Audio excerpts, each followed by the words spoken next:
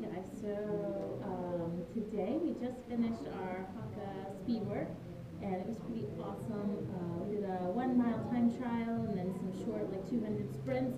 We're just starting our speed work to get into 5K readiness. Anyway, so after a super hard workout like that, I like to do a little bit of core work, but if you watched our previous core video, you know, core work like sit-ups and crunches and things like that aren't always the best way to train your core, and especially if you have goals like running and stuff like that. So today I'm going to take you through a couple more core exercises that I really like, and we'll kind of talk about why they're beneficial as well. Okay, so the first one that we're going to do is a version of a plank, and we have lots and lots of versions of planks that we do in here. Plank's a great exercise, and you can really get a lot out of it. So in this version of the plank, we're going to start out, we're going to be on our hands, and then make sure baby bricks is not in the way. I'll come for it. So we're on our hands, and then you're just going to take your feet a little bit wider than you might typically do it. So you're more of like a rectangle with your hands a little wider, feet a little wider. Okay, and I call this one four corners. And so in this exercise, what you're going to do is lift one hand and get it out by your ear and reach and down. And then the other side. Reach and down. Then you'll lift one leg and down. And the other leg and down. So that was all four of the corners. Obviously, that's a pretty obvious explanation there. Things that you want to watch out for in that exercise, you want to be cautious when you lift not to twist your body. You're really trying to stay really flat. Okay, and so if you lift a leg, it's just a little lift, even with your body. If you lift an arm, even with the body. So we're not trying to get crazy, not massive movements, but we really want to hold that pelvic control. So staying right here and not allowing this side-to-side rotation as you work through the four corners. It's a really hard exercise if you do it well. Another option would be on your elbows if you have some wrist issues, and a little bit easier would be like elevated on a bench, so elbows like on the base of a chair or something like that. So that's a really great exercise. You could try to work through the four corners maybe like 6 to 8 times depending on your capabilities. So I really like that one. And then I would flip over to a side plank.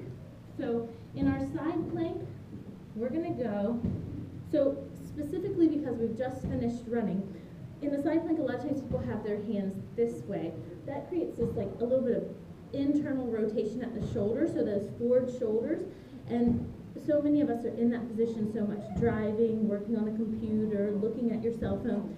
So one thing you can do in your side plank to train better posture and a lot more scapular stability is just to take this hand and externally rotate it. And you'll feel how that really opens up the shoulder.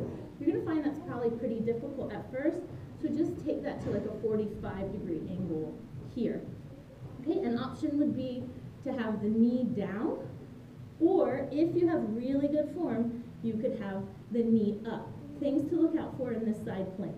A lot of people twist here or send the hips back. You want to be really straight and really lifted. This will be almost like a C right here. Okay, so I'm going to put my knee down because I want to encourage you to do that and do a better job in your plank. The chest is open, so shoulders are back, and we've got this external rotation here at the shoulder. Okay, so right here in this position, we have a couple of options, things we can do. I like to work some lateral movement after I've been running. So I can lift this leg up, hold, really focus on squeezing the bottom butt cheek, and there's going to be a lot of activation there. So just holding for like 15 seconds, your hand could go on your hip, you could lift it up. It's just kind of what's most comfortable for you. On this extended leg, think about pushing through the heel, pulling the toes back. So now we're working these lateral movers, which so many of us don't get enough work on, especially if you're big in the running scene. But really none of us get enough work there. I can really feel the bottom working there. Okay, I'm going to go ahead and do the other side so I'm not uneven, and we'll just touch through those touch points. So first things first, elbow externally rotated. Bottom knee, I like it down because it promotes better movement. A little bit of a C curve here.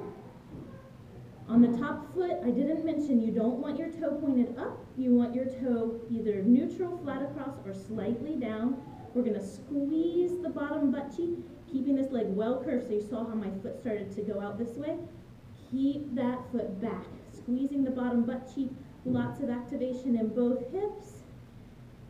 And you can work to hold this like maybe up to a minute. There's a lot of work here. Another option would be to just gently tap down and lift just to parallel. Tap down, lift just to parallel. Great exercise, especially if you are in the running scene, to work those lateral hips and muscles and things like that. Okay, the next one we're going to do is called a punch crunch with a hip lift. Those of you that come to Haka are very familiar with the Turkish get-up. So this is just the beginning stage of a Turkish get-up. So in this movement, I'm going to use this hand. So if the weight, and you don't have to have a weight, you can just do it without. The weight in this case is in my left hand, so my left knee is bent. And you're going to imagine like this weight, like there's a rope tying it to the ceiling. So wherever it is, it's kind of always going to stay there, and your body's going to move sort of around it. Your legs here are kind of very unladylike, right? You're splayed open like in a V, right? And your other hand, actually let me switch so you can see a little better. Your other hand is going to be flat on the ground, kind of out to the side. So here we punch up, and then we activate from the core to sit up. Now look, I want you to notice I'm using this hand, right? I'm leaning on that elbow, pushing into the hand, and sitting straight up. So we're really promoting a nice, strong, straight back. You saw that my weight stayed right in that same spot, and I'm working around it. So that would be the punch crunch. So punch and crunch it up, and then I like to add a hip lift. So just promoting the glute activation on this side, extending through the hip a long line through the hip flexor and quad there. So I'm going to do just two more so you can see it. Punch, pressing to the top, lifting the hip down, and one more time, punching, sitting up straight, and lifting, and all the way down. All right, perfect. Last exercise that we'll go through for today is a forward and backwards bear crawl. You've seen this in some other videos, but we haven't really done a great job explaining it, so I'm going to do that here. You're on all fours. You're going to tuck your toes under, maybe a little more forward like that, and barely lift the knees. So see how those knees are just barely off the ground? We're going to move our left hand and our right foot. Place the weight there. Pause. Come back to your start. Then the other side.